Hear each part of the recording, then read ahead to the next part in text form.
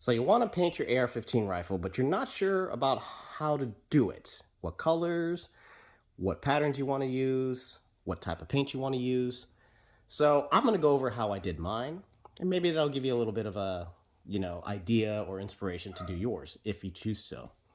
So basically, the first thing you want to do when you want to paint your AR-15 or rifle, whatever you want to do, is to pick colors that match your environment. You don't have to do that. If you just want to paint it certain colors for it to look cool, sure, that's up to you. But most people, when they do this, when they kind of do their own paint job, they kind of want to customize it to their own environment because it's a duty rifle or hunting rifle or something like that. So I went with a multicam because where I live, we kind of have both urban and rolling grass hills and then eventually forests and mountains. So multiple environments. So I chose multicam. So several colors. I chose 4 different colors and a multicam style stencil. Now, the paints that I used was Rust-Oleum camouflage paint. This is a pretty quick drying paint. You can probably work on the surface again for after about drying for 15-20 minutes. So the colors I chose was khaki, dark earth brown, forest green, and army green.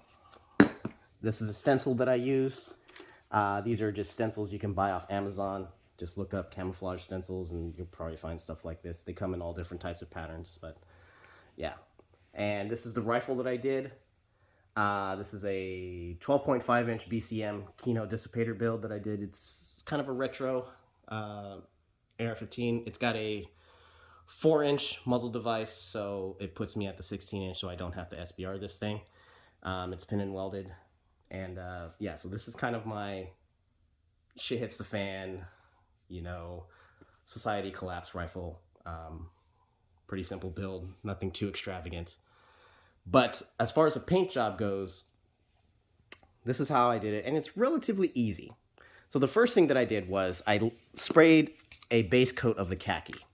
So I took the khaki and just gave it a base coat spraying, the whole rifle, everything. Make sure you tape off things like your optic mounts, or I'm sorry, just your optic lenses and your flashlight lens. You don't really have to do a lot of masking. AR-15 is pretty sealed up platform, so you don't have to worry about spraying internals and stuff like that.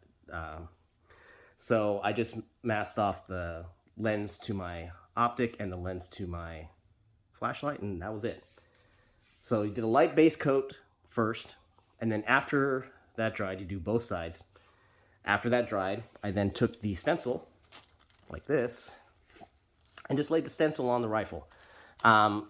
One thing I did notice is you kind of have to make sure the stencil is pressed down pretty close to the surface of the rifle to get those really nice defined patterns. So I just wore, a glove and just pressed it down in little areas with one hand and then just did sweeping motions with a different color in the other. And you just do that throughout the whole rifle. You lay the stencil down here, sweep and spray, lay it here, sweep and spray, lay it here, sweep and spray, blah, blah, blah, just like that. And then you do that for one color, and then you let that dry.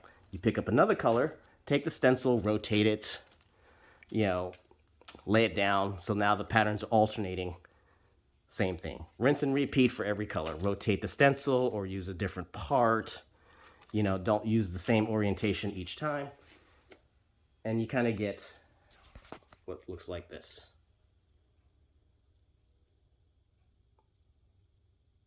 So yeah, pretty easy.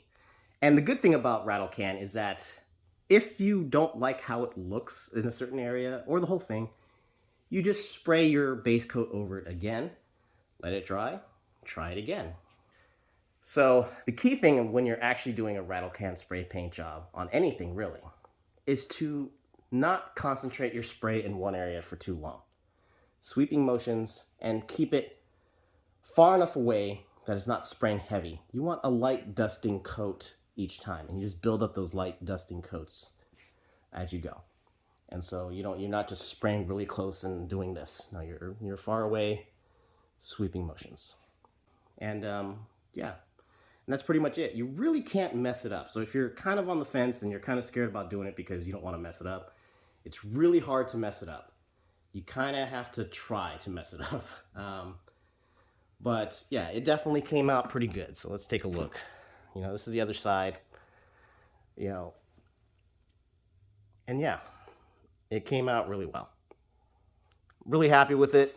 And like I said, Rust-Oleum works pretty good. It dried pretty quick, and you know, I was able to probably finish this in a couple hours.